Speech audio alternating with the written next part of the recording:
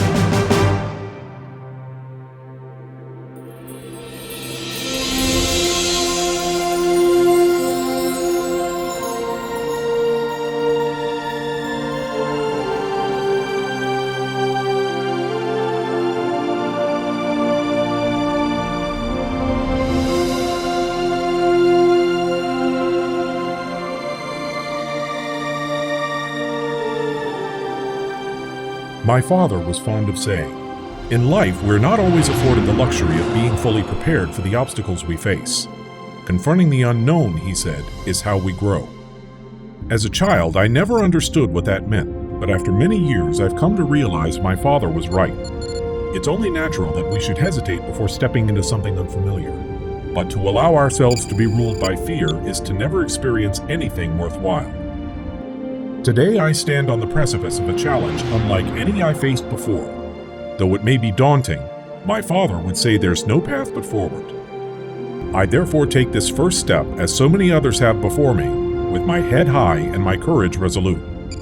Begin Captain's Log. Stardate 58166.2. It doesn't trouble you, Captain. Trouble me, Admiral? What's that? The state of affairs in this quadrant, and our place in it. In recent years, we've been through famine, war, pestilence, and even death. But we survived. I see nothing so troubling about that. Well, not when you put it that way. But I'm talking about something a little closer to home. Knowing what you're about to head into, it's uncharted territory as much for you as it is for Starfleet. The unknown is why we're out here. All the same, you're remarkably level-headed for someone about to assume his first command, particularly under the circumstances.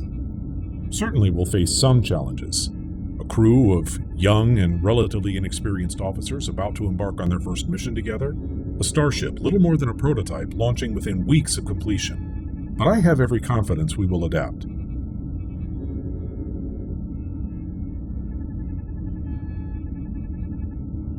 Gaius, tell me something. What made you join Starfleet in the first place? The promise of doing something worthwhile. The chance to venture into the unknown. But most of all, I suppose, the simple prospect of being able to make a difference. And you still believe that, even after all we've been through the last few years. The wars, the conflicts, none of that changes your perspective. If anything, it underscores the importance of Starfleet's mission, to venture among the stars to make peace, not war. That's exactly what I was hoping you'd say. Admiral? There are a lot of people at Starfleet Command that feel exactly the way you do. That somewhere along the way we lost our innocence. That we became so focused on survival that we forgot why we're out here in the first place. And a lot of us feel like it's time we got back to our roots and started looking at the universe with a little more optimism. But why me? Why send me to usher in this new era? It had to be someone whose idealism hadn't been tainted by years of war. Someone who wouldn't be seeking conflict at every turn. Someone who still believes in the power of diplomacy. If there is to be peace in our time, our generation will have the hardest time living in it. Precisely. Approaching shuttle, this is Utopia Planitia Yard Control. Please identify and state destination. Shuttlecraft Gebert delivering commanding officer to USS F. Scott Fitzgerald. Maintain course and follow navigation beacon 1138. And welcome to Utopia Planitia. You've never been here before, have you? No, Admiral, I have not. Then may I say, you're in for a treat.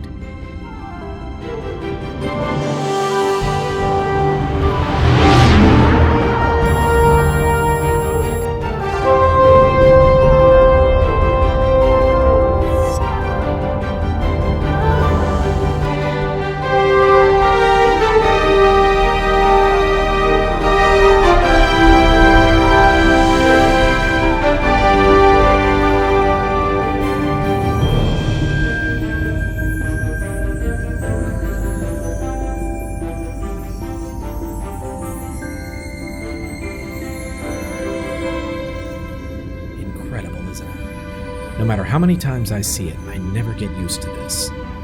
Indeed.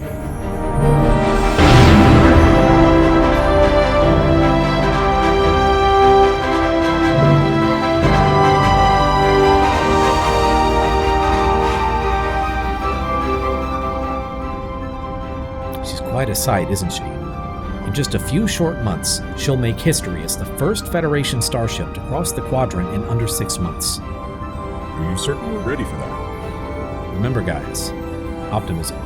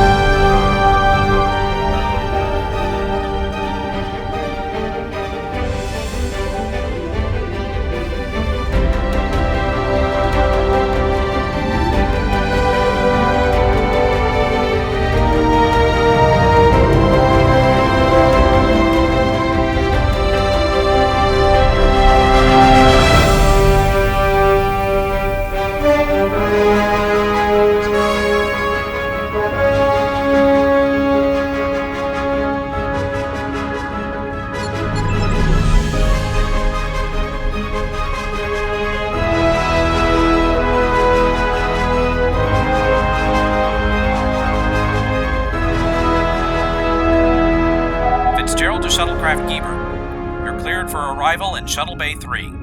Acknowledged, Fitzgerald.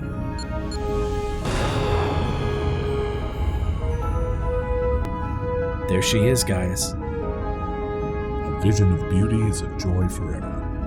And she's all yours. Thornton to Fitzgerald. We're beginning our final approach. Stand by for docking. Acknowledged, Admiral.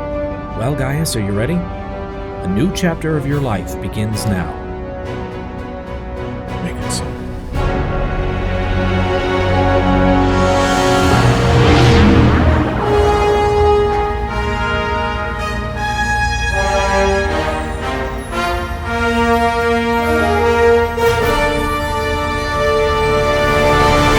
Would you mind explaining this?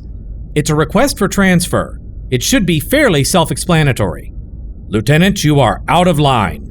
Then it shouldn't come as a surprise that I want to go elsewhere, should it?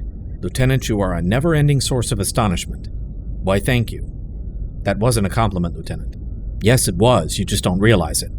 Lieutenant, Commander, let's not make this any harder than it has to be. I don't feel capable of serving effectively under you, and you have made it abundantly clear that you have no faith in me. Therefore, I see no reason to remain here. You are the Chief of Security. I'm the first officer. It goes without saying that sometimes we're going to disagree, which would be fine, except that you've never even considered my recommendations. Excuse me? You heard me. Every time I make a recommendation, you reject it. I can hardly do my job properly if you won't even consider my proposals. When have I ever? A week ago, when I wanted to recalibrate the quantum torpedo guidance sensors. With no torpedoes aboard? Simulated firing runs showed that the sensors are off by a factor of... Those are simulations! Why not just wait until we have actual ammunition to test with? Because that's not what a good security officer does. Lieutenant, Kendra, listen to me for... My decision is made, yes or no. The captain should be on board shortly. You'll have to take this up with him. I'll do that.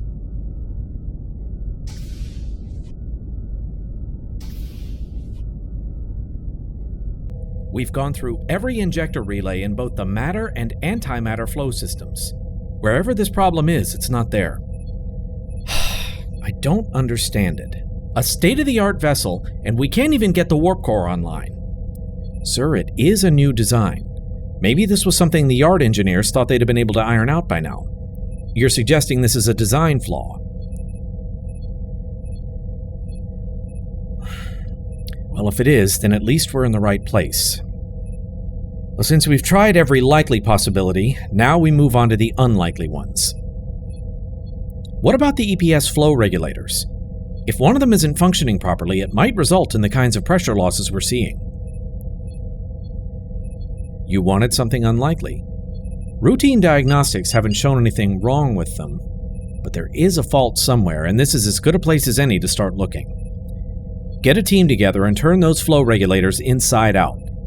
Wherever this problem is, we're going to have to roll up our sleeves to find it. In the meantime, I'll see how many other items I can cross off the to-do list. Dismissed. Aye, sir.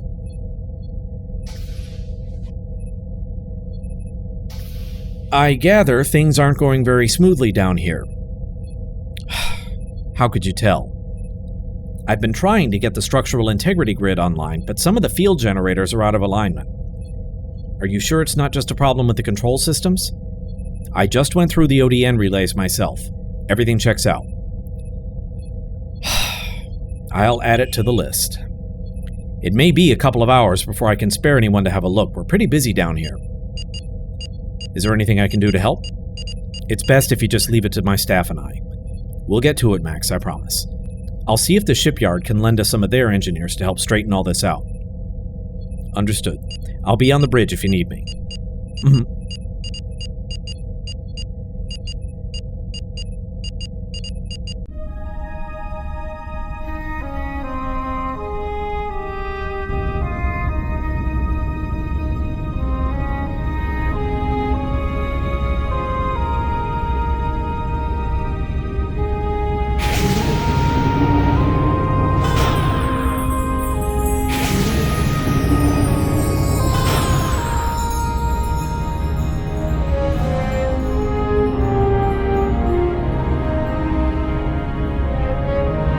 Well, Gaius, what do you think?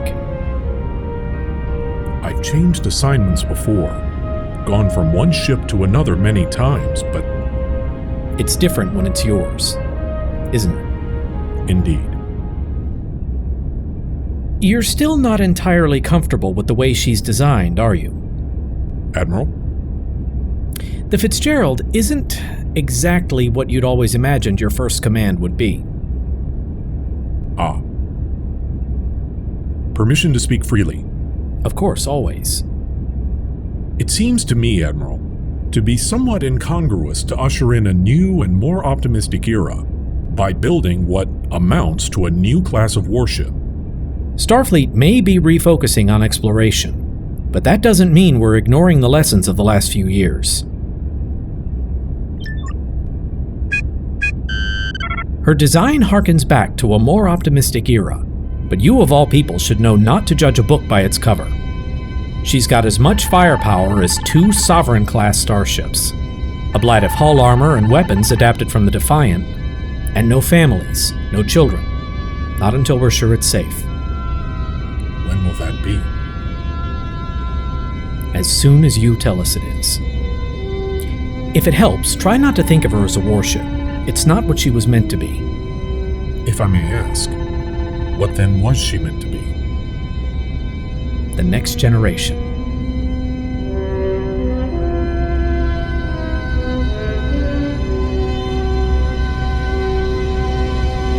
It really is remarkable. You're really from a planet over 100,000 light years away. 104,000 light years to be precise. Is that really so strange? Of course not. I'm just amazed that someone from such a distant part of the galaxy should have an anatomy so similar to ours. Why do you say that? I suppose you could say it defies expectations. We go out into space thinking everything we encounter will be different and unusual, but reality is full of surprises. Isn't there a myth about that eons ago some ancestral species seeded the galaxy in their own image? As a matter of fact, there is. But it's not a myth. A Federation archaeologist proved their existence about 12 years ago. If you ask me, that's what's remarkable. I suppose it is. It should only take a minute to analyze these readings. Take your time, Doctor. Doctor, I'm sorry to interrupt, but we finished calibrating the power conduits on this deck. Medical systems should be stable now. Acknowledge. Thank you, Ensign.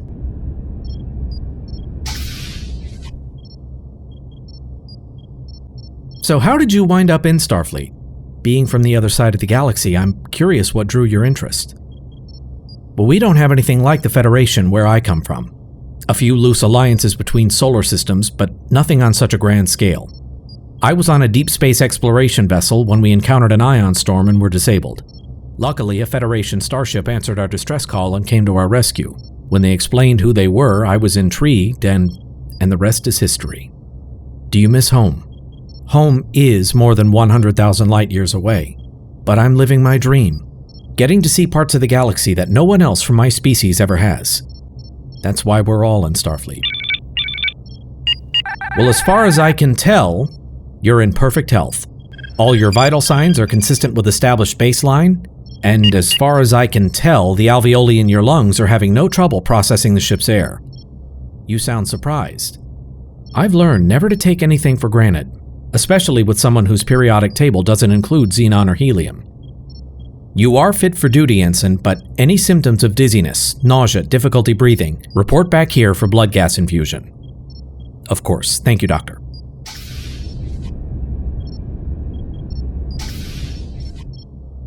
Captain, Ensign Leslie Call, Astrophysics Officer Junior Grade, reporting for duty. As you were, Ensign. Hello, Gaius. Elizabeth, it's good to see you again. Gaius, if you'll excuse us, I believe the Ensign was about to accompany me for an inspection of the science systems. Admiral, I understand the Fitzgerald has a prototype transpectral sensor array. I'd like to have a look. Yes, Admiral.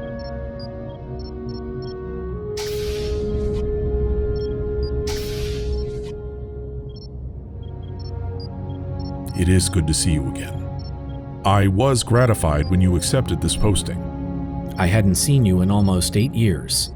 I was starting to think we'd never see each other again. But then I never could say no to you. A fact you always exploit to your advantage. Except, of course, when it comes to... Romance is a game for the young, Doctor. May I? Of course, please.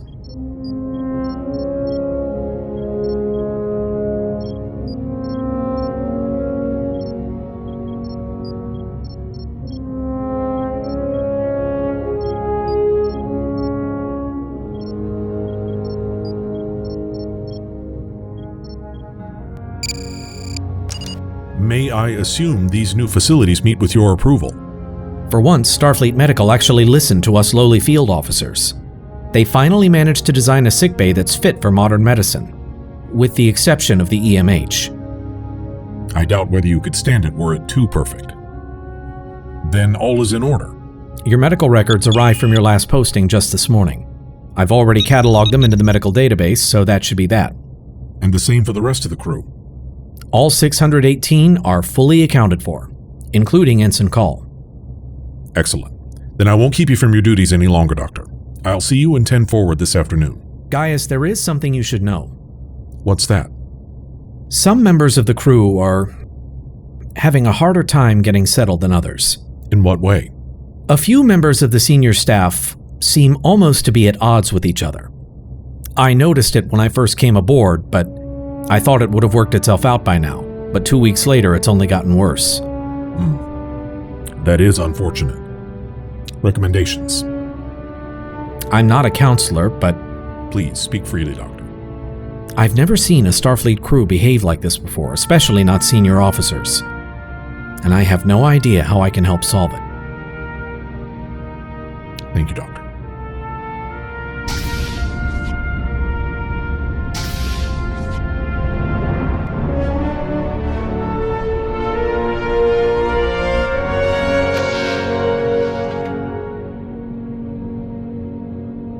It's like a relic out of the 60s.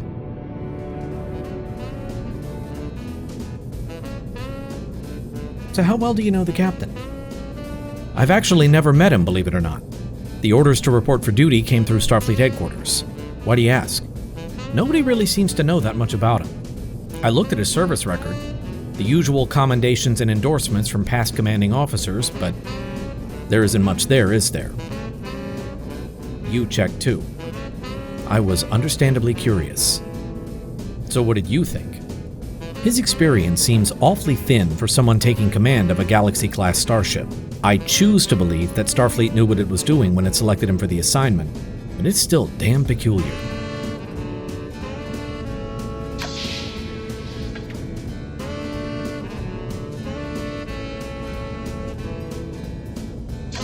I take it you and Lieutenant Erickson still aren't getting along. She asked for a transfer earlier today. Says she thinks there's no way for us to continue to serve together. Did she say why? It doesn't matter. Ultimately, it's the captain's decision. What do you think he'll say? Probably that, in terms of first impressions, a first officer losing a security chief after only 3 weeks leaves much to be desired. Would he be wrong? Everyone makes mistakes. Attention to orders!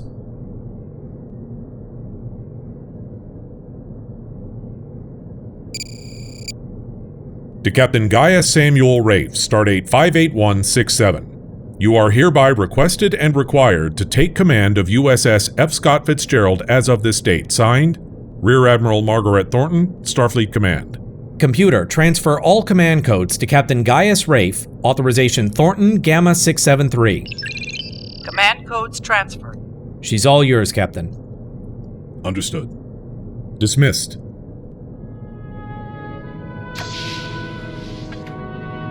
Captain. Welcome aboard. Thank you, Commander. I take it everything is in order. As a matter of fact, sir, there are a few minor issues that have cropped up. I've prepared a report summarizing status of ship and crew. A request for transfer. Yes, sir. Who? Lieutenant Erickson. For what reason, Commander?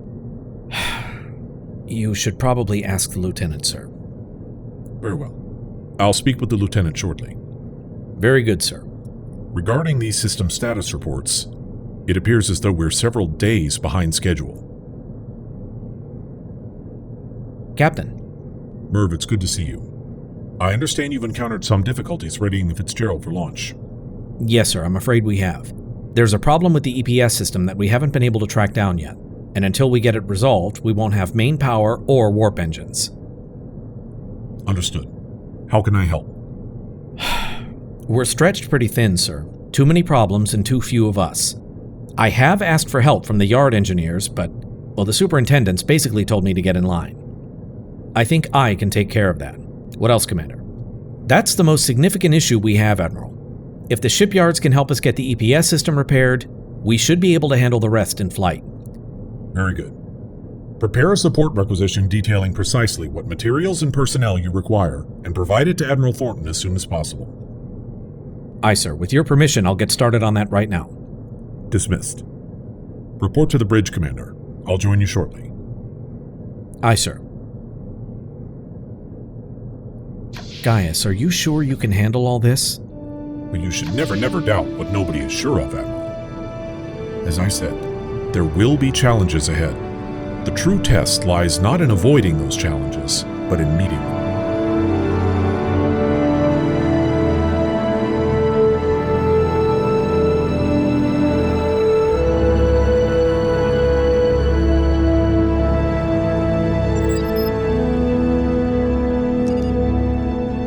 Come in.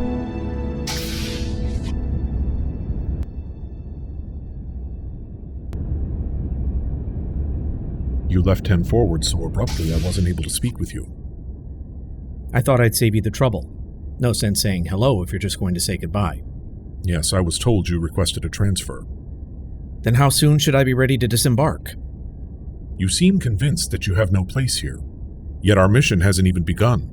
You've had no real opportunity to get to know the others. With all due respect, sir, yes I have. More than enough to know I don't belong here.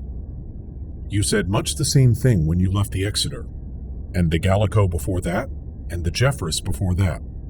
Your previous commanding officers seemed little motivated to retain you as a member of their crews. Can you speculate as to why? A failure to adhere to Starfleet protocol. Poor emotional control leading to explosive outbursts. And tendencies of disrespect for authority, bordering on gross insubordination. That's what others say. But I'm more interested in what you have to say. What is it you're looking for? Captain, I appreciate what you're trying to do, but with all due respect, I've made my decision. If I was looking for something, it's clear to me I won't find it here. So there's no reason for me to stay, and every reason for me to leave. Lieutenant, request denied. I appeal to you not to turn your back on us so quickly. There are always possibilities. Sometimes all it takes is a leap of faith. I've never had that before. What's that? No one's ever made the effort to change my mind. Told me I was making the wrong choice. We all face a crisis of confidence sooner or later. None think we're ready, but we are. We simply must find the courage to accept what we already know. What? Something a boyhood mentor once said. I'll see you on the bridge, Lieutenant.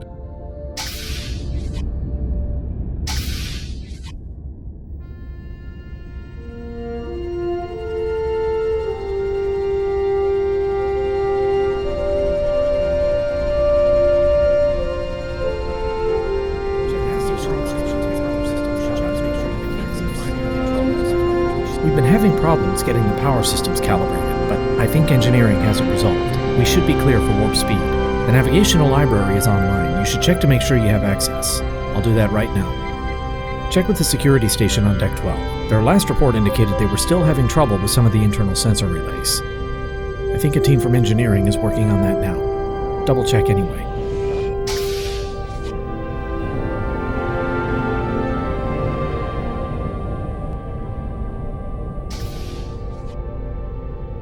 Captain on the bridge. As you were, please. Mr. Garrett, status report. Diagnostics complete. All primary systems are functioning within normal parameters. Excellent work to all involved.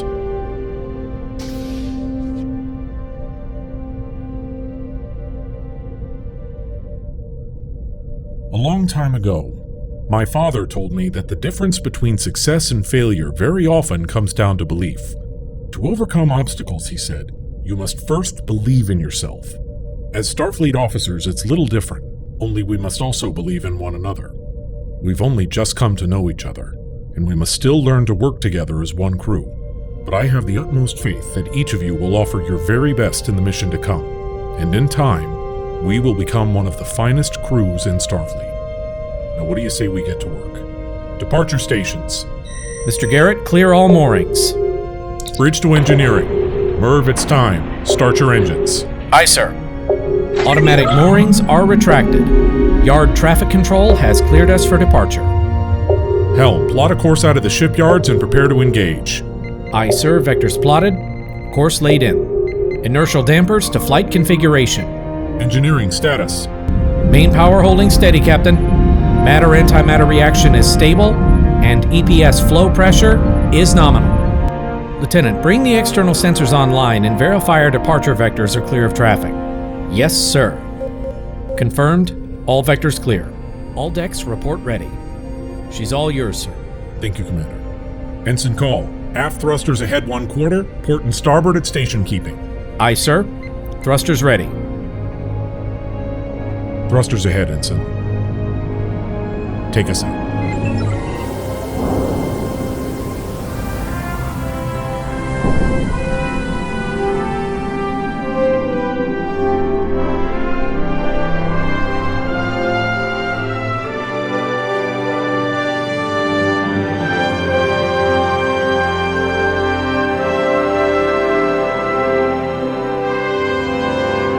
Launched into bridge.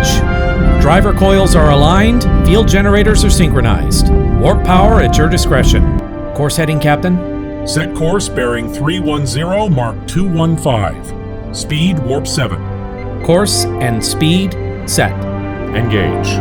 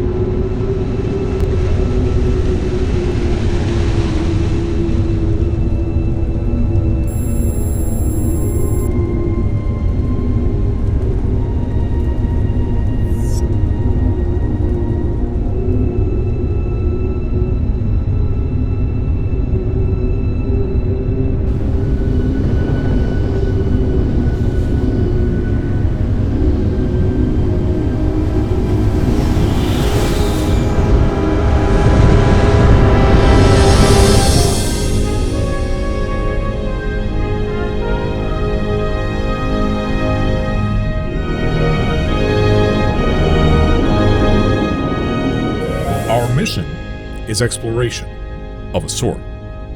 We'll conduct a 3-month survey of sites of scientific interest throughout the Federation, after which we'll report to Starbase 412 for a shipwide diagnostic. A sightseeing tour. Lieutenant, we're sitting in the most advanced starship in the fleet. Shouldn't we be doing something to bolster Federation security? Against what threat, Lieutenant? All of our tactical systems are prototypes. Nothing's even been field tested yet. Which makes us the field test.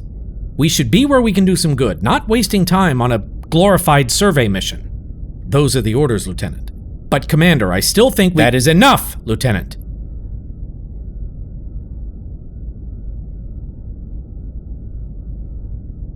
The Fitzgerald is, as yet, an unproven vessel. But with Starfleet refocusing on exploration rather than defense, our mission represents a vital step forward. And should we be successful, I have no doubt that very shortly we will find ourselves conducting any number of missions critical to the Federation. So what's our first stop? You're looking at one of the greatest scientific mysteries the Federation has ever encountered. The Mar Oscura. What's so mysterious about it? Ensign. It's a dark matter nebula with the highest concentration ever discovered. There are several planets inside the cloud, but what makes this such a unique stellar phenomenon is that the high amount of dark matter severely deforms space-time within the nebula. There are discontinuities everywhere. Small pockets that appear and disappear at random, where reality itself simply ceases to exist.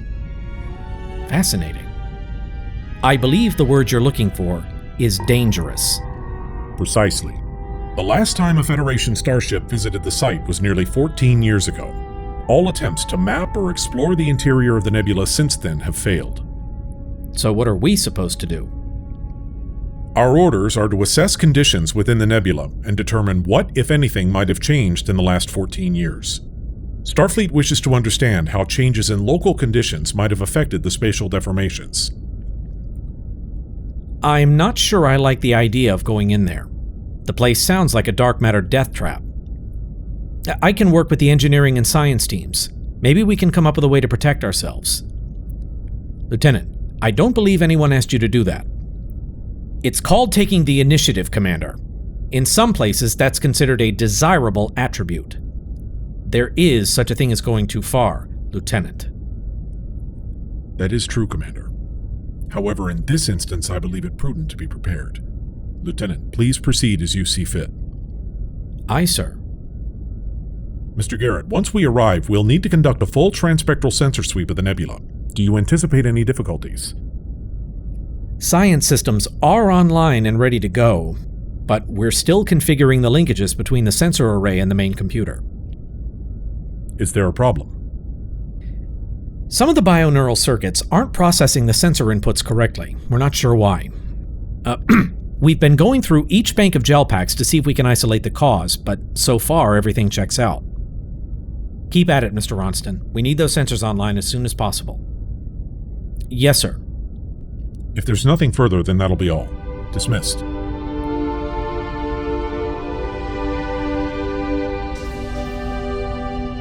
Dismissed, Doctor.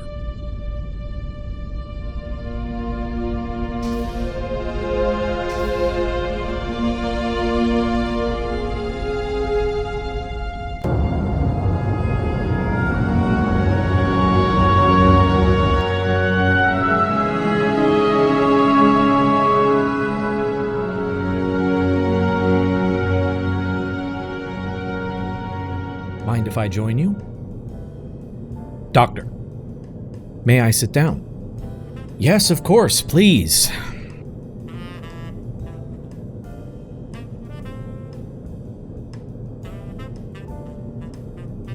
I wanted to check up on you. Commander Prentice was pretty rough on you earlier. Story of my life. We've been butting heads since the day we met.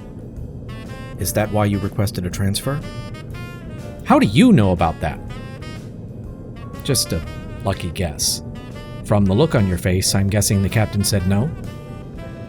Something tells me you don't need to guess. Why would he say no? I mean, it's obvious I don't fit in here. Is it? I see what you're doing, Doctor. You're about to give me the "you have more friends here than you realize" speech, right? I'd never be so presumptuous. But suppose I did. What would you say then? I'd say you're delusional. The first officer doesn't trust me to do my duty. He dressed me down like a junior cadet in front of the senior staff. No, this is the wrong place for me to be. Why can't the captain see that? I've known Gaius Reyf for a long time. If he wants you here, there's a reason. So what happens now? The captain denied your request for transfer, so what are you going to do next? The only thing I can do, grin and bear it. Is that all? Doctor, whatever your point is, I wish you'd make it and get it over with. I'm sorry. I was only trying to help. But if that's how you respond when people try to be your friend, then maybe you're right. Maybe you don't belong here. Doctor, wait. Great. What else can go wrong today?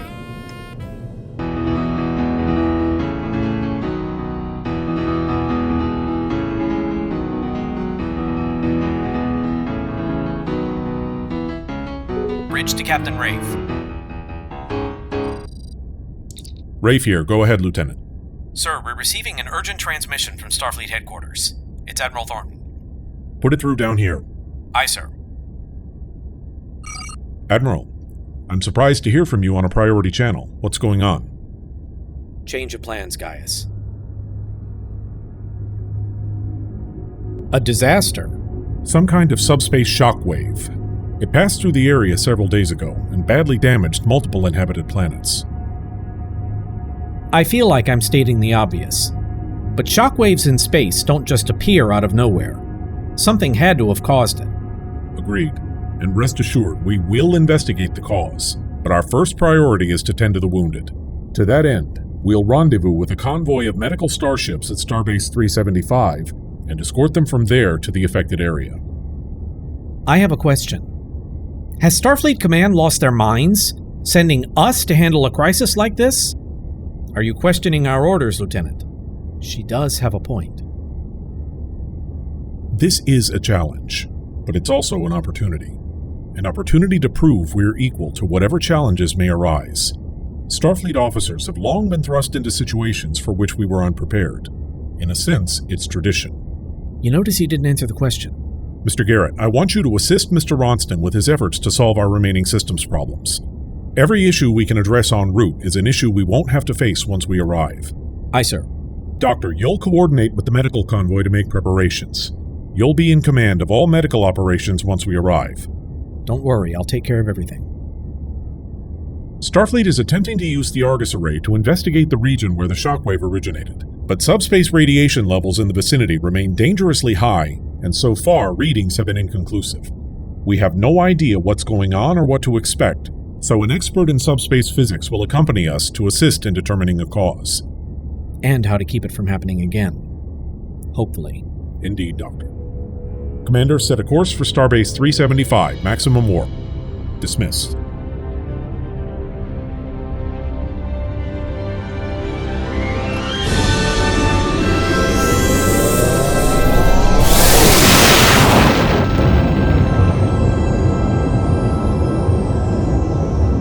I'm beginning to think they should have run this design across a few more drawing boards before they decided to actually build one.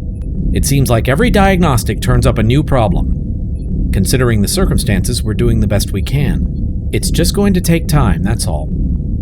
Right. Has Max finished replacing those faulty gel packs? About half an hour ago. Transpectral sensors are functioning normally now. 1 item down, 47 to go. Make that 48. Lieutenant, what can we do for you? I've been running tests on the shield generators. They're taking too long to power up. 48.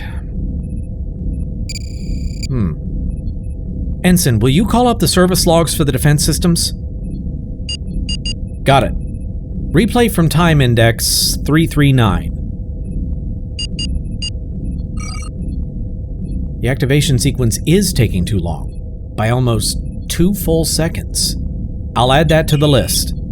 Thanks for letting us know about this. That's it? Lieutenant? I've identified a major issue with the defense systems, and all you can say is thanks for letting us know? Don't you think this might be slightly more urgent than your average problem? Of course I do. But every primary system on this ship has problems, and I only have so many engineers to go. Garrett to engineering. Mitchell here, go ahead. I finished realigning the structural integrity grid. Can you verify the system is stable? We're on it, Max. Stand by. Excuse me. Looks good, Max. Efficiency is increased by almost 17%. I'd say that's more than sufficient. Acknowledged. I'll finish up here and then see if I can fix that alignment fault in the transporter targeting scanners. Garrett out. Well, Lieutenant, I assure you, we'll get to it as soon as we possibly... Can you at least help me track down the source of the problem? I'll fix it myself if I have to. Of course.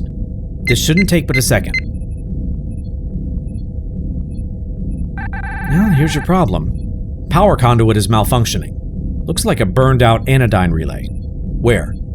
Deck 11, Section 29 Alpha, Bulkhead 011. Third tray from the left. Thank you. Lieutenant, wait. I'll come with you.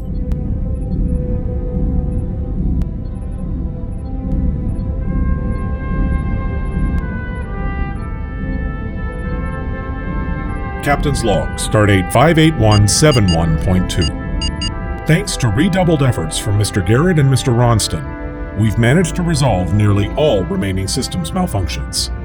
Meanwhile, the Fitzgerald is proceeding to Starbase 375, where, along with the medical task force, we'll rendezvous with the Starship Tiedemann to receive our mission specialist. Approaching destination. Slow to impulse.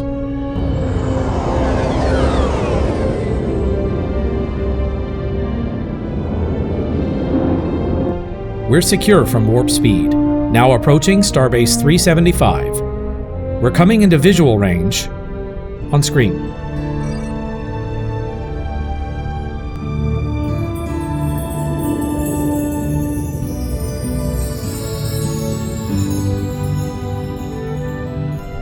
Such an impressive feat. Sir? It's something of an historical irony, Commander. During the war, this was one of Starfleet's primary staging areas, but today it's been repurposed as a medical support facility. All this for medical operations. Never forget the tolls of war, Lieutenant. Even 5 years later, many throughout the quadrant remain in need of assistance. This is one of many forward installations being utilized by Starfleet Medical for that purpose. I see. Captain, the Tiedemann just entered transporter range. They're standing by to beam our specialist aboard. Understood. Commander, Lieutenant, you're with me. We'll be in Transporter Room 3. Mr. Garrett, you have the bridge.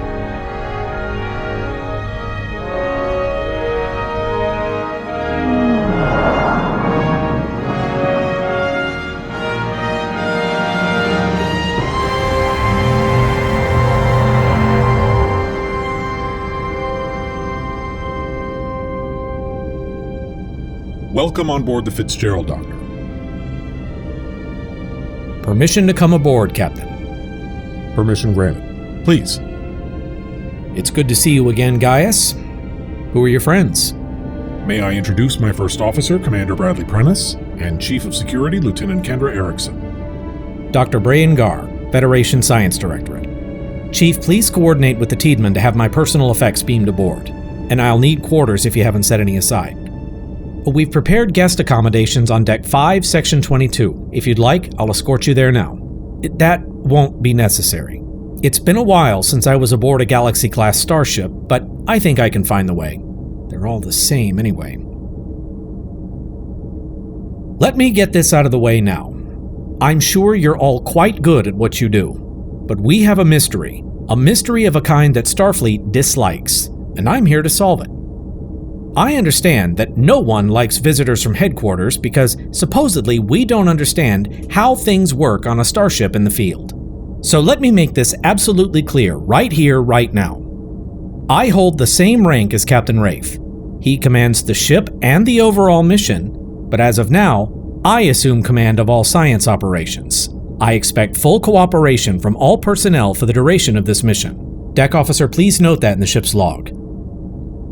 There's no need for concern, Doctor. We'll make sure you have everything you need. I'm sure you will. Now, if you'll excuse me, I'd like to get some rest.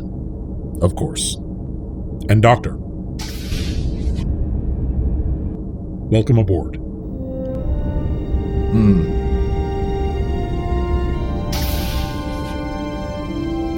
Pretentious, isn't he? I hadn't noticed.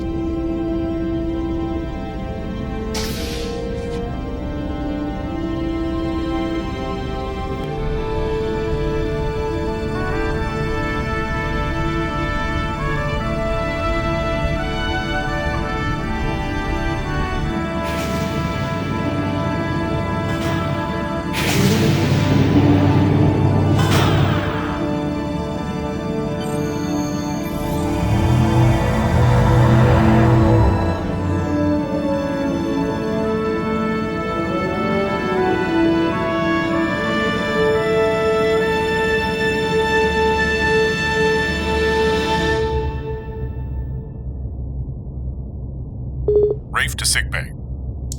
Falwell here, go ahead. Doctor, what's your status? I've downloaded all the files on the Ruinore Colony, and the last of the replicator patterns is coming through now. Do we have any more information on what kind of damage they've sustained? Unfortunately, no. We've been unable to re-establish contact since their initial distress call. I wish we knew what kinds of injuries to expect, and how many. Use your best judgment, Doctor. In the absence of certain knowledge, it's all we have. Aye, Captain. Is there anything else you require from the Starbase? Negative, I think we have everything we need. Then we'll depart at once. Reyf out. Helm, set course for the Ruinore Colony. Proceed at impulse until we clear the Starbase defense perimeter, then accelerate to warp speed. Aye, sir. Course laid in. Engage.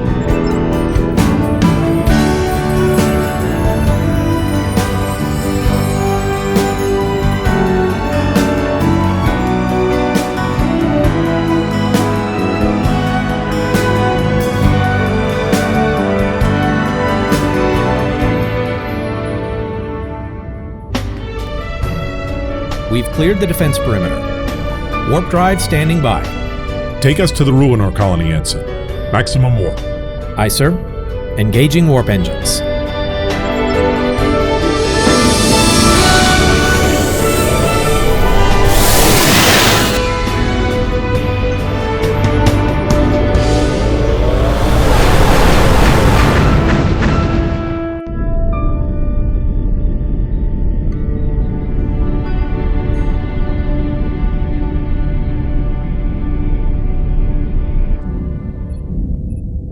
Something I can help you with, Doctor. I need to speak with the chief engineer about a systems issue. I'll be happy to help you with anything you might... If it's all the same to you, Ensign, I'd rather speak with the chief engineer. Now, please. It's all right, Renee. What can we do for you, Doctor?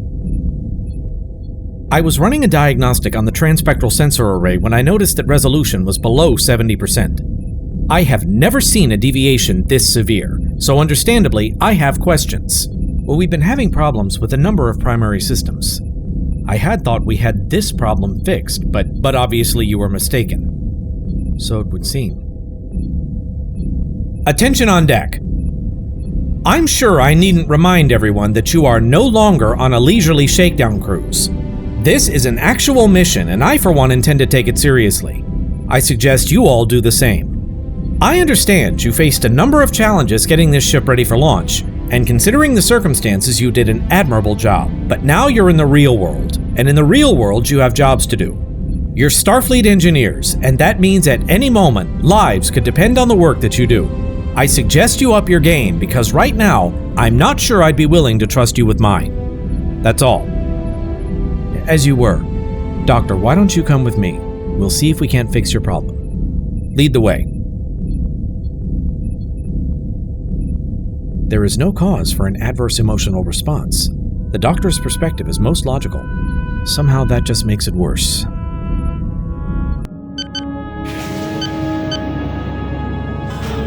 Lieutenant, what can I do for you? Are all these for the colony?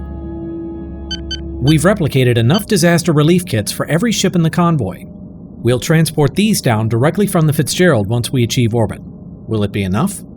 I hope so. Doctor, we're still 47 hours from the colony, but I want you to start thinking about security arrangements for your away mission. Security arrangements? That's right, Doctor. Ruinore is a frontier colony, and this close to the edge of Federation space, anything can happen. I honestly don't think there's much to worry about. Ruinore is a fringe colony inhabited by people who on an average day barely even acknowledge they're Federation citizens. They're Maquis in all but name. I understand you have a duty as a medical officer to see to the wounded, whoever they may be, but don't lose sight of your personal safety while you're doing it. I'll be careful. I'm glad to hear it, because I'm sending a security detachment with you. While you look after the patients, they'll look after you. Lieutenant. Thank you.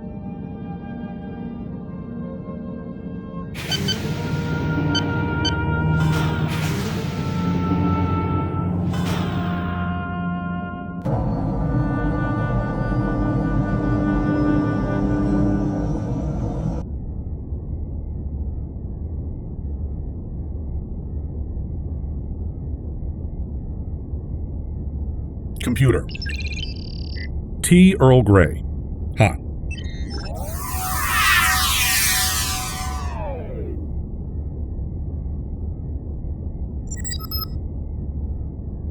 Come. Yes, Commander. Update from Starfleet. They've tried everything, but the Argus array just can't penetrate the subspace radiation along the shockwave's trajectory. Looks like we're on our own. Unfortunate, but not unexpected.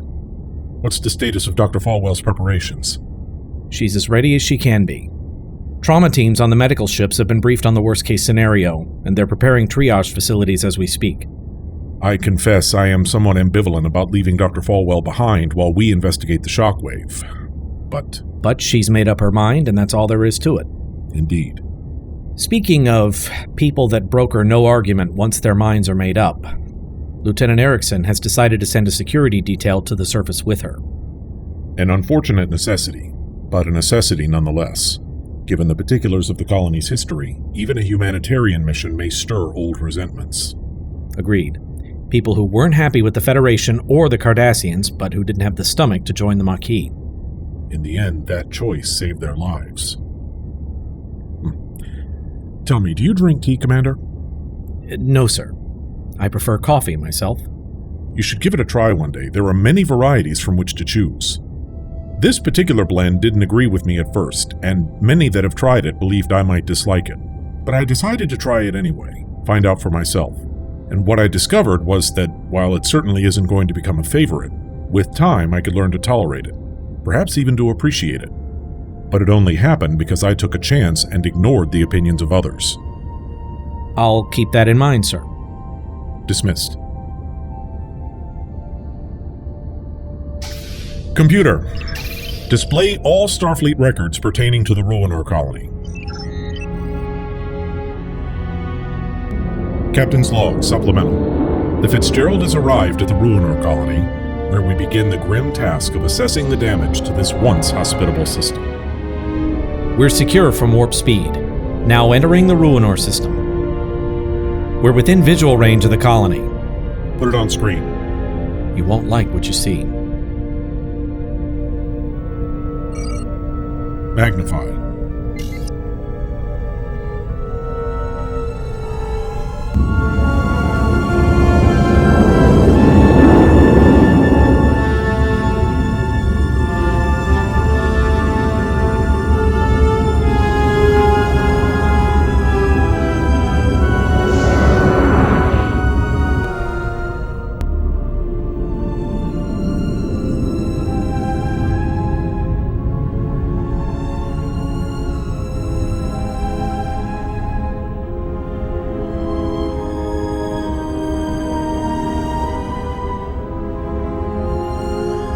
Full scan.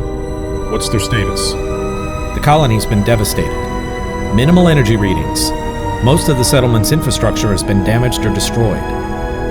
Atmospheric readings highly inconsistent with previous survey. Carbon monoxide levels have risen near toxic, and atmospheric pressure has fallen almost 8 kilopascals below normal. Didn't this planet used to have rings? They appear to have been pulverized by the shockwave. The outer atmosphere is full of dust. Contamination at ground level is only about 10 parts per million, but that'll increase as the particulates descend. Survivors. Sensors show approximately 8,000 life signs on the planet's surface, but some of them are highly erratic. Looks like there are a lot of injured people down there. How many, Doctor? Almost 2,000.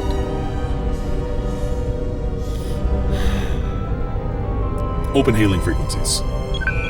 Channel open. This is Captain Gaius Reyf of the Federation starship F. Scott Fitzgerald. We've brought personnel and supplies and are standing by to render assistance. Please respond. Ruinore Colony, do you read? Lieutenant, confirm they're receiving.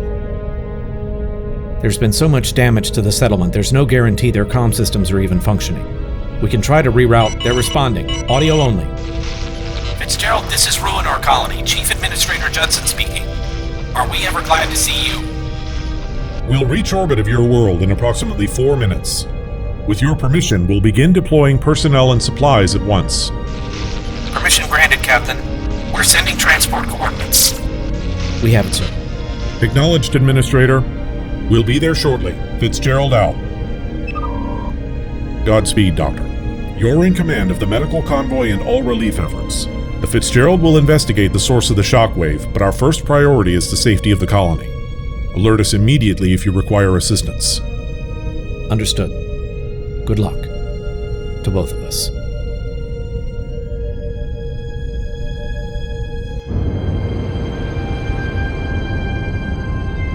Chief Science Officer's Log, Stardate 58211.3. With relief operations well underway on the planet's surface, it's my turn to go to work. With ship systems finally in proper working order, I've been able to gather a few more pieces to this puzzle. It's not much to go on, but a great man once said, every trail starts somewhere.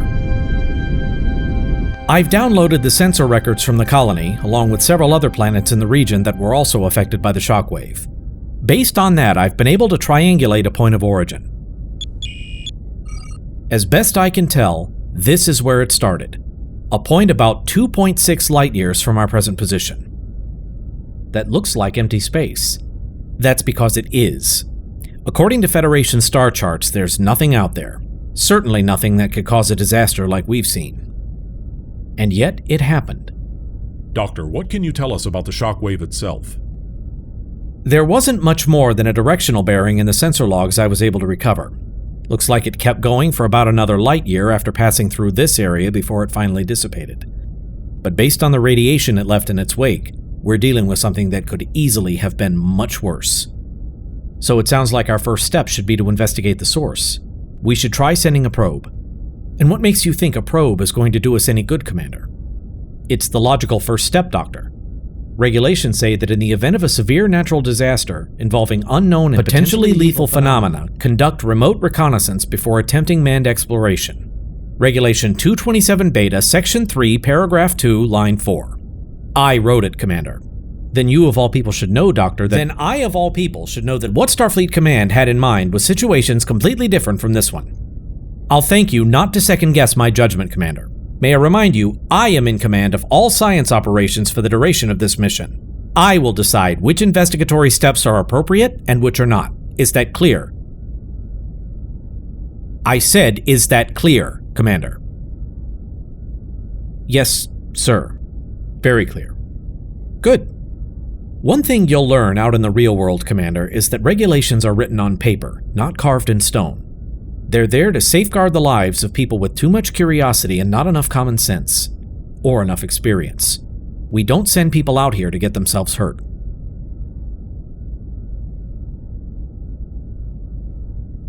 Once we got a directional bearing, I tried running long-range scans of the area, but our sensors can't penetrate the subspace radiation any more than the Argus array could.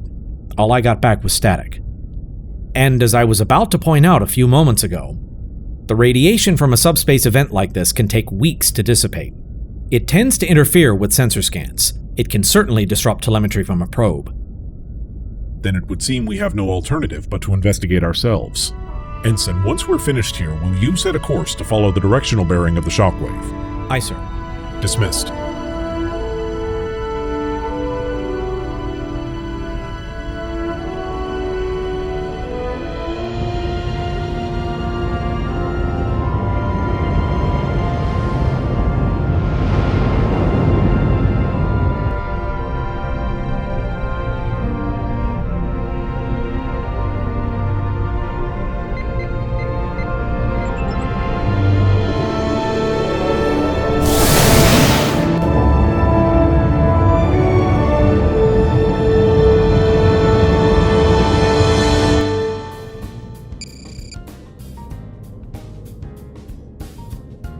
Dressed the commander down right in front of everybody.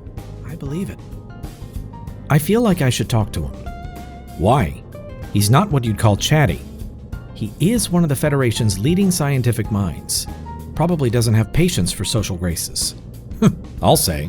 You should have heard the reprimand he gave the engineering staff the other day. I thought Lieutenant Erickson was demanding, but she's nothing next to Dr. Garr. All the more reason to at least introduce myself. I know the ship better than he does, plus I'm an expert on the transpectral sensor array.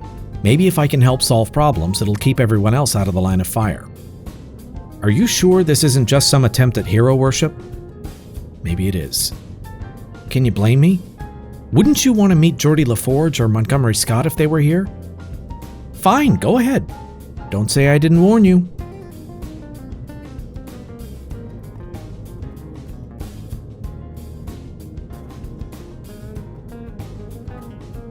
Excuse me, Doctor. Yes, Ensign. Doctor, I'm Ensign Call, Junior Astrophysics Officer and Mission Flight Controller. Yes, I'm aware. Is there something I can do for you, Ensign? I'm familiar with your work, and I'm familiar with the ship's science systems, including the transpectral sensors. If you need anything while you're on board, I'd be happy to assist you. I'll bear that in mind, Ensign. But I think I'm quite capable of doing things myself. Now, if you'll excuse me, I have work to do. Carry on.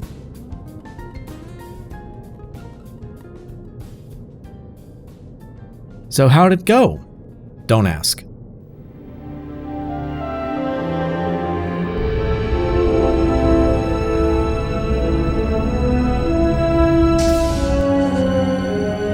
Deck 14.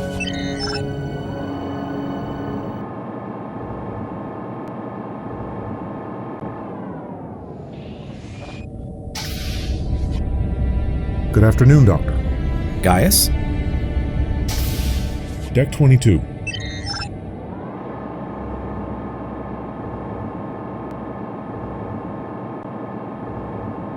I'm pleased the Fitzgerald is able to assist in your investigation. Think nothing of it. I actually wanted the Endeavor, but turns out they're not equipped for this kind of mission. The Fitzgerald was simply the next logical choice. I see. I did notice that you took my suggestion to proceed at low warp until we know more about what we're dealing with. It seemed a sensible precaution since exact conditions can't be ascertained. Have you made any progress, Doctor? I could recite you a long list of facts and theories, but your father would say there's no path but forward. The best thing we can do is keep our eyes open and proceed with caution. When I have more, you'll have more. Carry on, Captain.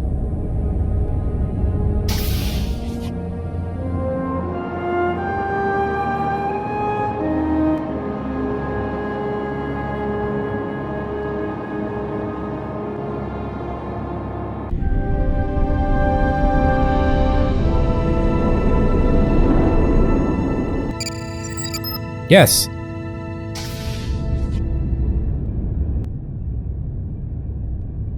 May I come in? Please. I thought you should know. We heard from Dr. Falwell about an hour ago. So far, they haven't run into any problems, but she said she felt better with the security detail you assigned.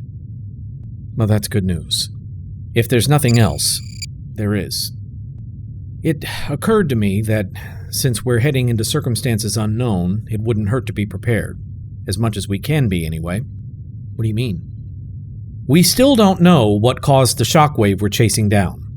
But we do know it's some kind of subspace phenomenon, and we do have an expert in those on board. Do you think you could work with Dr. Garr to develop some kind of protection? Against something totally unknown? Anything is better than nothing. I suppose it is. I'll consult with the doctor at his earliest convenience, and we may want to bring in the engineering staff as well. That sounds like a good idea. If there's anything else you need, please let me know. Aye, sir. Carry on, Lieutenant.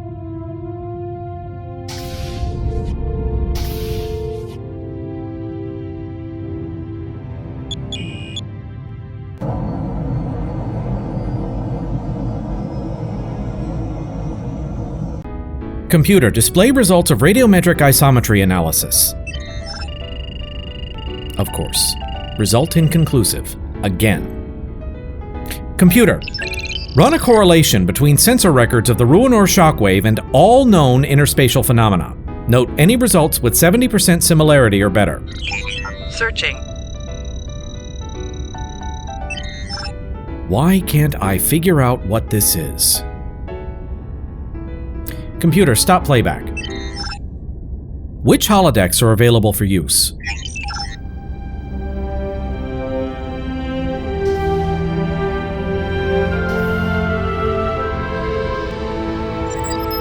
Come. Yes, Lieutenant. What can I do for you? I've just had a very interesting conversation with Commander Prentice. He recommended I consult with Dr. Garr to do whatever he does. A logical step.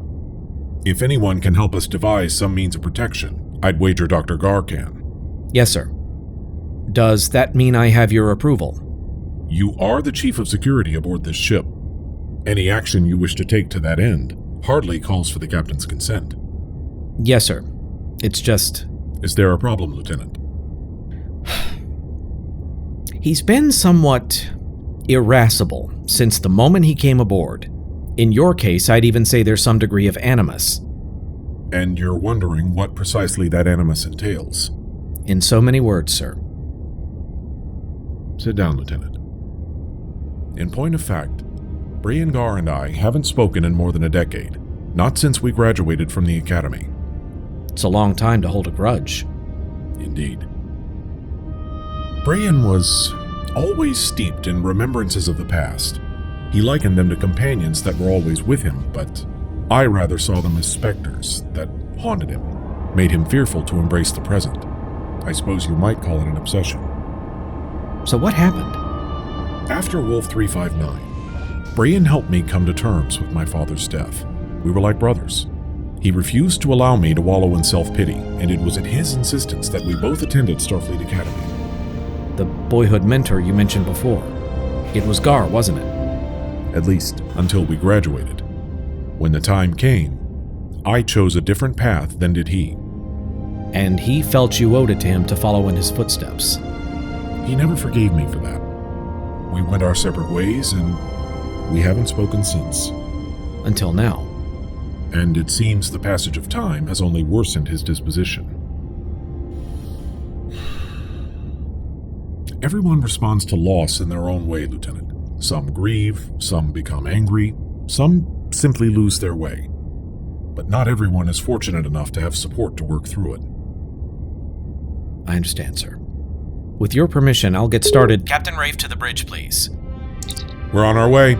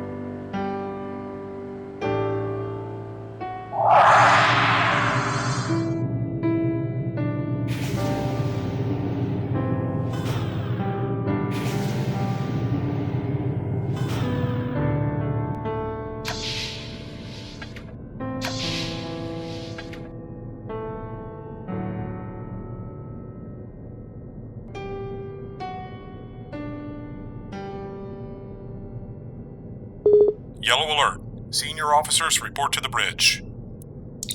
Gaius, what's going on? We're coming up on the designated coordinates, Doctor. You'd better get up here. Right.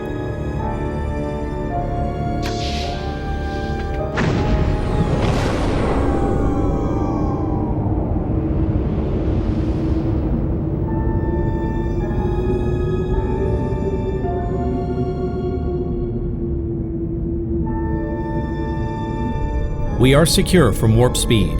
Now entering Sector 1138. Proceed at 1/4 impulse. Gaius? Take your station, Doctor. Begin a full sensor sweep. I want to know what's out there. Shields are at maximum. Subspace radiation levels are extremely high, but we'll be alright as long as it doesn't get any worse. Doctor. That was a temporal distortion. Space-time in the vicinity is highly unstable. It looks like the effect has already begun to dissipate, but I doubt we've seen the worst of it. Any sign of what started all this? Sensors are picking up what could be a ship, bearing 251 Mark 47, adjusting course to intercept. Another temporal distortion. Intensity is increasing the closer we get to the target coordinates. Doctor, report. Radiation is making it hard to get a clear reading on whatever it is, but its coordinates place it in the exact center of the shockwave's effect radius. Cause or effect? Indeed. We're within visual range. On screen. Magnify.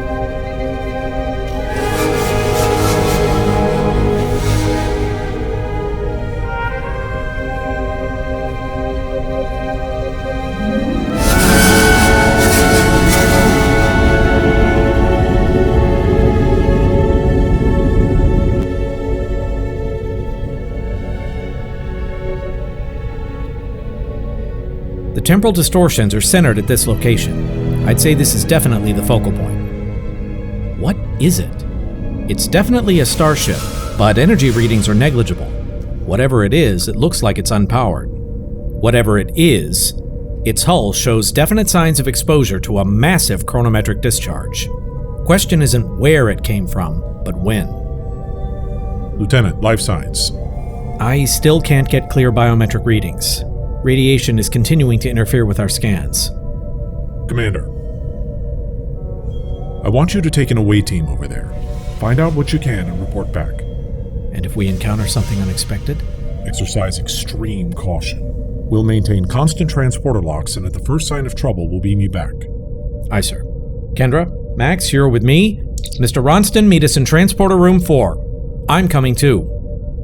Doctor, I think it would be better if you stayed here until we know it's safe. While you and 3 other members of the senior staff traipse through unknown territory with unknown dangers. Common sense says whatever's going on, that ship is part of it. I'm going.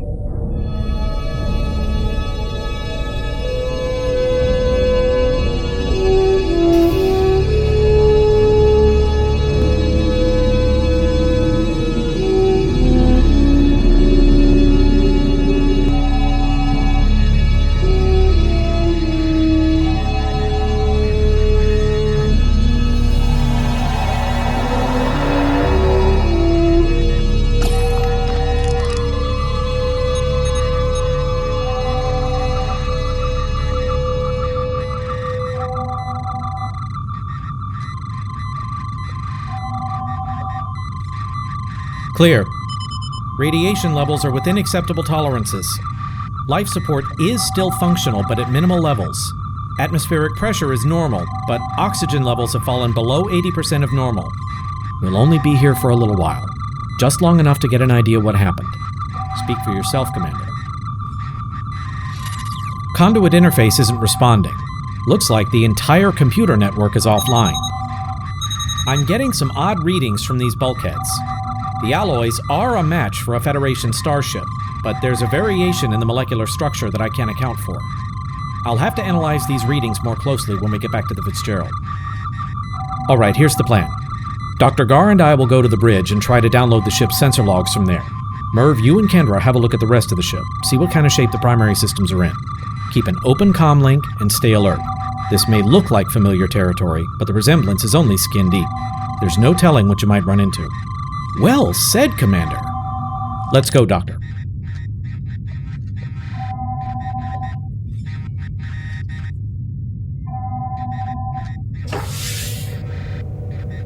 Well, turbolifts are online at least. Thank heaven for small favors. After you.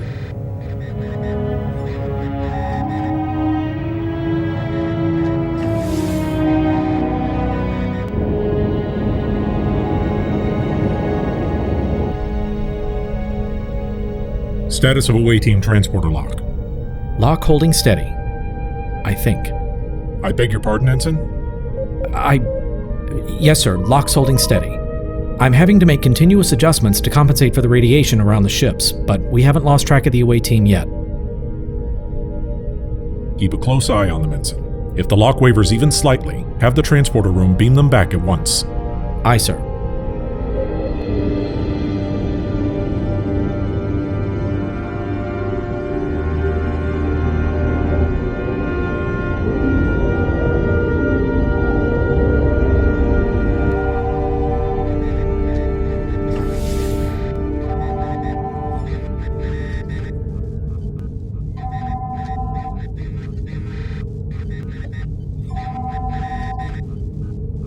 Clear.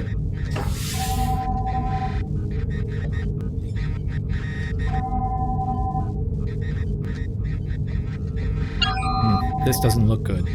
There's no power to any of the bridge systems, and Deck 1 is running on emergency life support. Command pathways are intact, but I'm not getting any response from the main computer. Looks like Merv was right. The entire ODN network is offline, even the backup relays. What could cause a ship-wide system failure like this? I don't know, and I'm not sure I want to find out. God, useless. What are you doing? Well, we're not going to get anything from the main computer until we get emergency power back online. but I may have another way to figure out what happened here.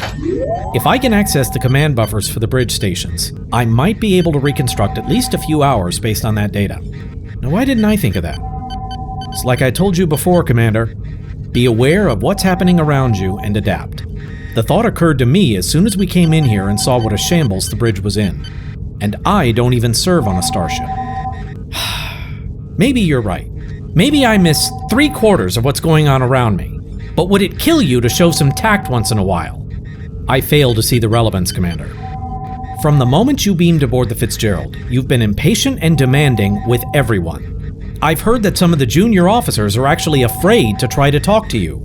This is hardly the time or place to have this conversation, Commander. I disagree, Doctor. What is it, I wonder, that makes you think it's acceptable to treat your fellow officers that way?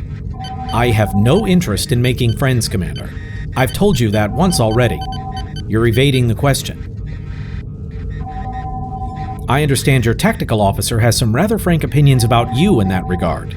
Demanded a transfer off the ship only a few days ago, which she attributed to you. How do you know about that? There's very little I don't know about the Starship Fitzgerald, Commander.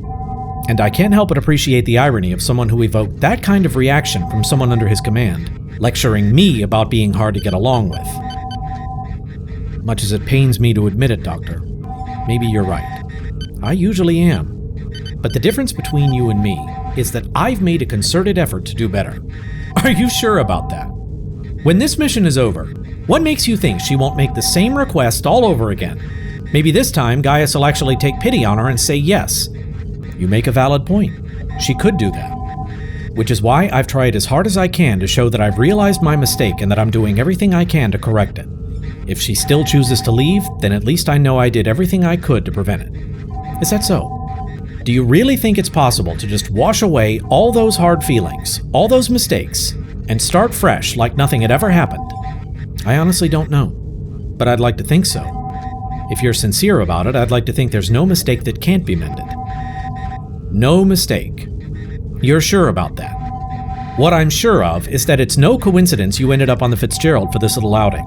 I think you knew full well what you were doing, and I think it has something to do with your history with the captain. A very interesting theory, Commander.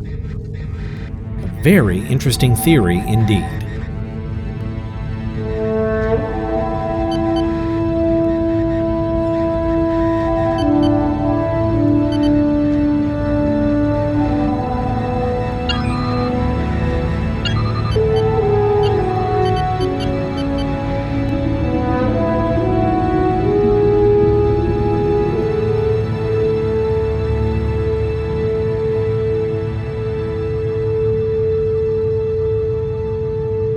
Mr. Ronston, you're getting ahead of me again. What? Oh, sorry.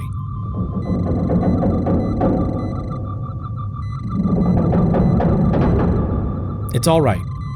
Without the structural integrity grid, the hull is going to be subject to occasional gravitic stress. It's nothing to worry about. You're sure? Absolutely. Right.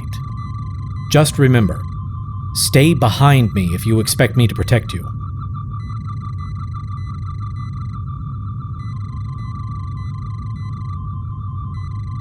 Now what?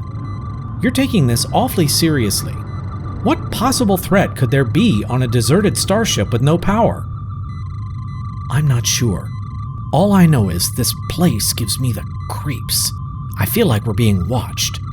You're just being paranoid. Maybe. But until I know for sure, I'm going to stay on my guard. And you should too if you... What is it? I'm picking up a faint energy signature. That way. That's toward the cargo bays. Come on, and stay behind me.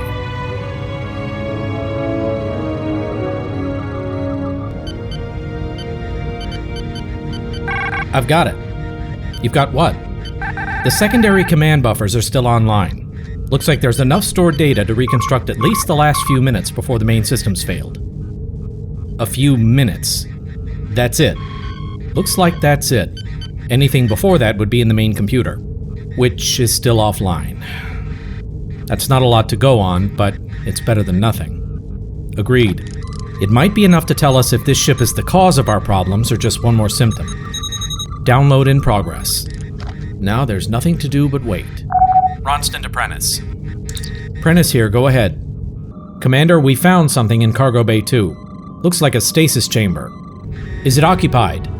You could say that.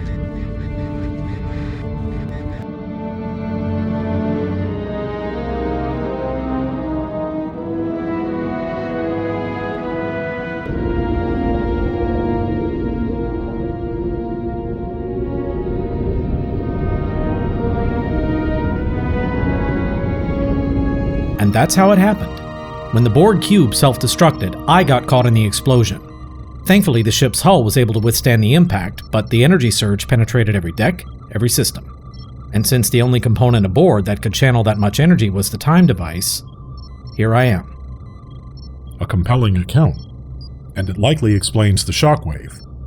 Shockwave? Why here? Why now? Who knows? For all I know, this is where Dracus was planning to go next. Or it could be random, there's no way to know. Dracus.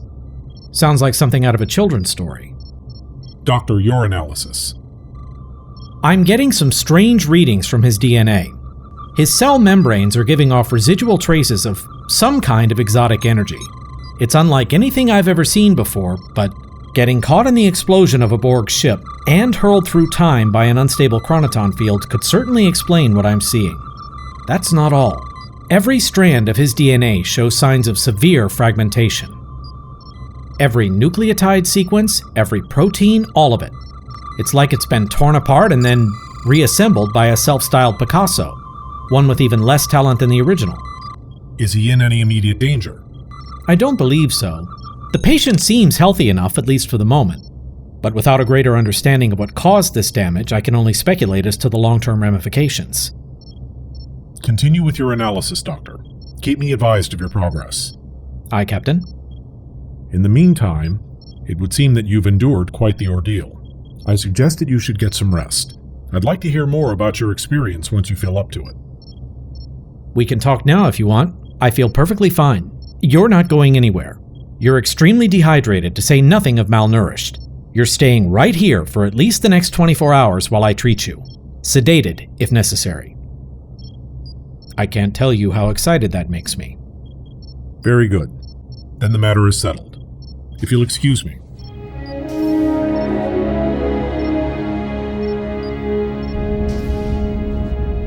Brian. Gaius, I know what you're asking, and I wish I had an answer. If you have reservations, that's hardly something I take lightly. Tell me. Something about this doesn't feel right. His explanation is certainly plausible, but I'm not sure I buy it. For what reason? By his own admission, there were two other versions of me mixed up in all this, which logically begs the question. How do we know he is who he says he is? Just an innocent bystander that wound up here through no fault of his own. Is there a way to make certain of his identity? We could analyze his quantum signature, but all that would tell us is what we already know, that he's from another timeline. We'd have to know which quantum signature goes with what timeline for that to do us any good. Recommendations. Keep your eyes open. Something tells me there's more going on here than meets the eye, and until we know what it is, we can't afford to take any chances. Recommendation noted. Perhaps if you spoke with him, you, better than anyone, would be able to determine if what he says were true. Why does everyone always think that? Yes, we certainly look alike, but that's as far as it goes. His experiences and mine are completely different, meaning we are two completely different people. Who's to say I know any more about how he thinks than you do how I think? Your point is well made, Doctor. Nevertheless, your expertise may be critical to understanding what's happened. I must still recommend you speak with him. Fine. But I want to find some answers myself first. In the meantime, you keep your eyes open. I'll be in engineering.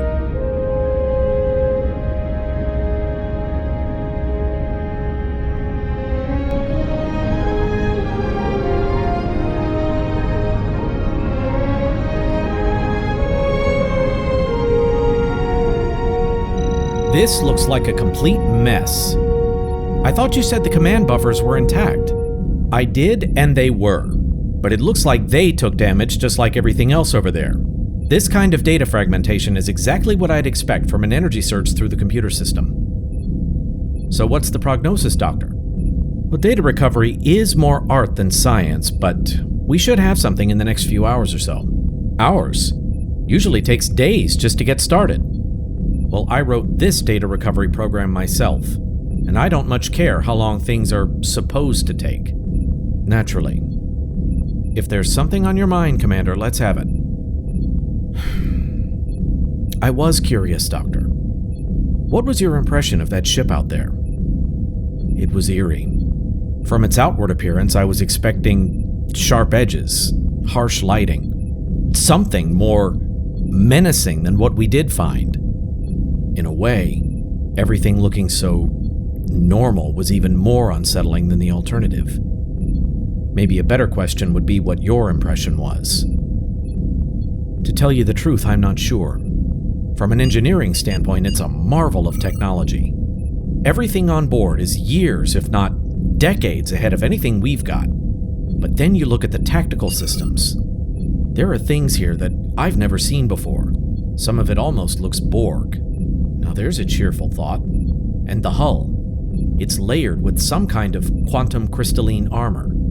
It looks almost like a derivative of neutronium, but I didn't think it was possible to stack multiple atomic layers this close together. I thought this kind of thing was only theoretical. Well, Starfleet has been experimenting along these lines, but we're a long way from being able to construct a ship's hull out of it. Well, it looks like someone beat you to it. If I had to guess, I'd say this ship could fly right through a star and come out the other side without getting so much as singed. Probably wouldn't even need radiation shielding. I have eyes, Commander, and I can see all this for myself. What's your point? I don't like it. It may look like a Starfleet vessel, but if I didn't know better, I'd swear I was looking at a miniature Borg ship, augmented with technology that the laws of physics say shouldn't even exist. Commander, I suggest we save the theoretical debate for later. Right now, we have a mystery to solve. Excuse me, Doctor. Yes, Ensign. Doctor, I've just finished recalibrating the transpectral sensor array. You have. I wasn't aware anyone had asked you to do that, Ensign. No, sir, but I thought it might help with your investigation. In other words, you were taking initiative. Yes, sir. And what was the result of your initiative, Ensign? Quantum resolution has increased by 14%. Is that so? And just how did you manage that? It's all in my report, sir.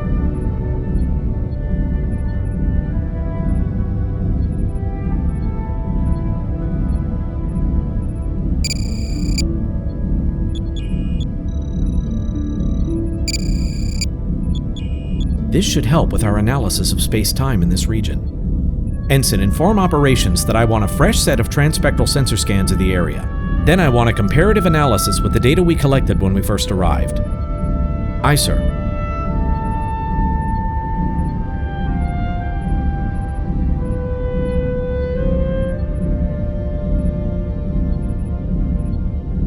And Ensign, nice job. Yes, sir. Thank you, sir. That'll be all.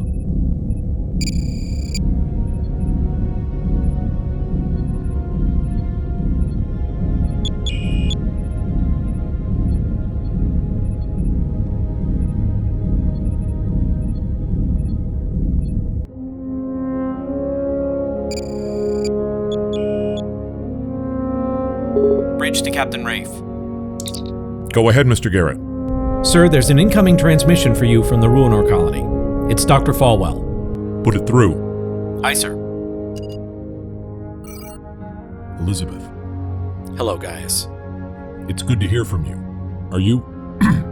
Is everything all right? Everything is fine. Report. What's your status?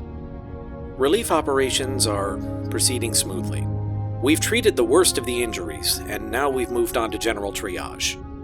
What was the final tally? 683 dead, and almost 4,000 wounded. nearly 1,000 critically. And the colony. Our initial findings were correct. A lot of the infrastructure has been completely destroyed. We're using portable generators from the medical ships to provide power, but... Perhaps the Starfleet Corps of Engineers can assist with the rebuilding. I'm afraid not. That's actually what I was calling about. What's happened? It looks like Dr. Garr was right. The dust from the planet's rings has begun to settle into the atmosphere. Particle contamination levels have been rising steadily since you left orbit. How bad is it? Bad enough that we've already had multiple cases of pneumoconiosis among otherwise healthy individuals. We've isolated the medical facilities on the surface to their own life support systems, but it's only a stopgap. We have to get everyone off this planet. How long do you estimate we have? Elizabeth? Our best estimates place survivability at a matter of weeks. So far, it's only happening to a few of us, but it's only a matter of time before we're all affected. Eventually, the atmosphere will be completely unbreathable. Understood. I'll inform Starfleet Command. There are several colony ships under construction at Utopia Planitia. Perhaps one of them might have sufficient capacity to evacuate the planet. Let's hope you're right. Do you have any idea what's behind all this? Our investigation is ongoing. We've developed several theories, but as yet we have nothing concrete. We hope to know more very shortly. Well, whatever did this, it's left a lot of suffering in its wake. Tell me you'll find an answer to all this, Gaius. Promise me. Count on it.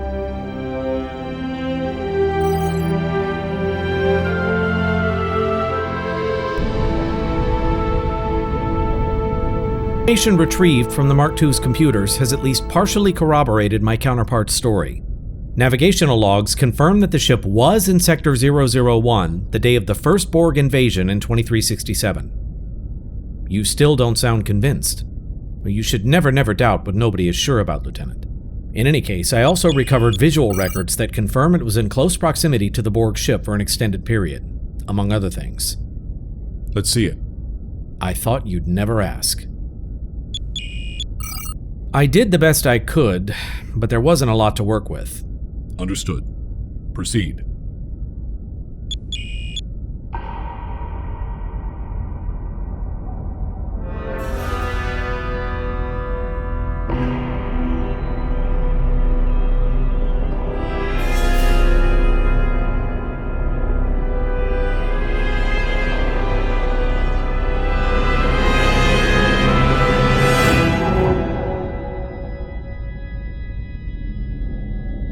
So we were there, or at least some future version of us. Have you been able to verify any other parts of his story? Not yet.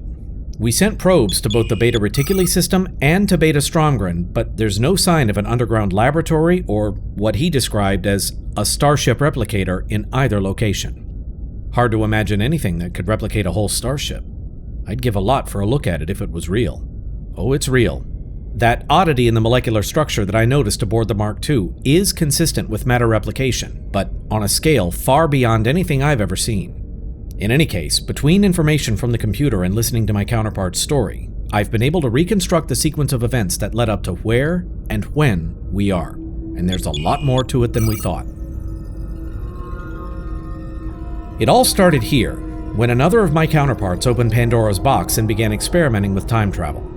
And, as tends to happen when you start messing around with time, something went wrong, and instead of being sent back a few years like he'd planned, he was thrown back decades, giving us the first alternate timeline. The radiation almost killed him, and he spent years recuperating. Then some kind of accident in Sector 585 caused that entire timeline to collapse in on itself, altering history again. Then that timeline continued until late 2399, which is when things get complicated. You mean they weren't complicated already? I'll ignore that. According to my counterpart, there was some kind of temporal disaster that annihilated space-time in 2399, leading our future selves to come back in time to repair the damage. That led them here, back to 2378.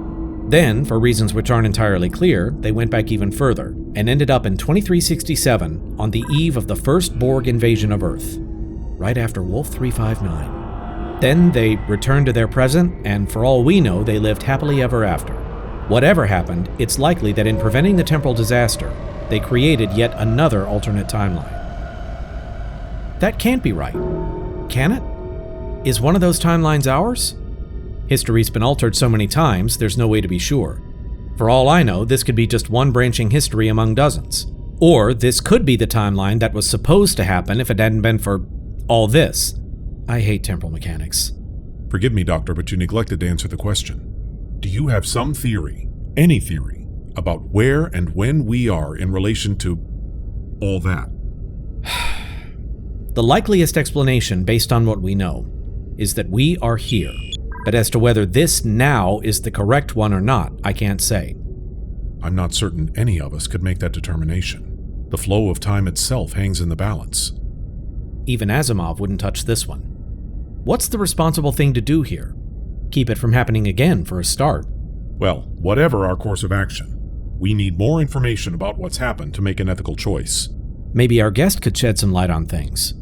Doctor, how is the patient? Please activate monitor input 47, your emergency medical holographic channel. Of course.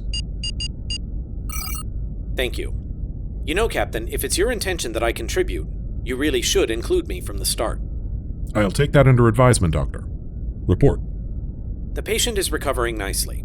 At the moment, he's resting comfortably, but he's expressed a desire to assist with the investigation. He says he's anxious to uncover what happened and begin looking for a way back to where he belongs. Have you made any progress with the analysis of his DNA? Not so far. Every test I run yields the same result. Massive DNA fragmentation, with badly misaligned base pair sequences as far as the microscopic eye can see. I'm no closer to understanding the phenomenon or how to reverse it. Have you discovered anything of note?